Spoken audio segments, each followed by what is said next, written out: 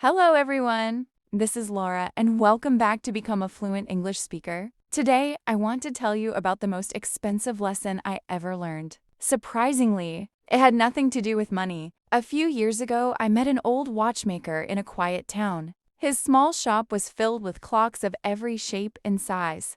Some ticked loudly. Others were almost silent. As he carefully repaired an old pocket watch, I asked him, after working with clocks for so many years, "What's the biggest lesson you've learned?" He smiled without looking up. Then he said, "People think I repair watches. Actually, every day I'm reminded that no one can repair time." His words stayed with me.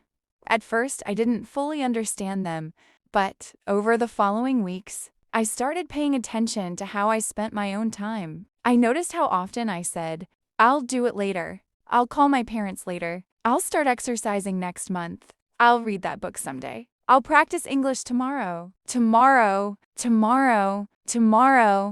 One evening, I looked back at the previous year. It felt like it had disappeared in the blink of an eye. I couldn't remember every social media post I had seen. I couldn't remember most of the television shows I had watched. But I clearly remembered the conversations that made me laugh, the books that changed my thinking, the moments I spent learning something new. That's when I realized something important. Time quietly becomes your life. You don't notice it while it's passing, but one day, you look back and discover that your days have become your years. The following weekend, I made one small change. Every Sunday evening, I wrote down 3 questions. What was the best use of my time this week? What wasted my time?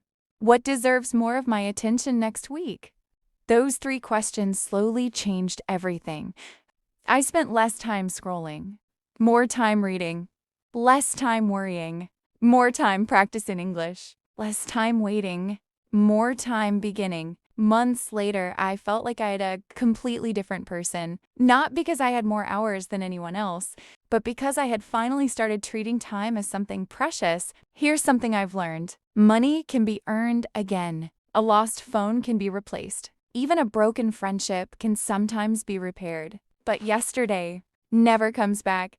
That's why successful people don't simply manage money. They manage time because they know that every minute invested wisely becomes part of a better future. Before we finish today's podcast, let's learn some useful English words from today's story. Precious, extremely valuable.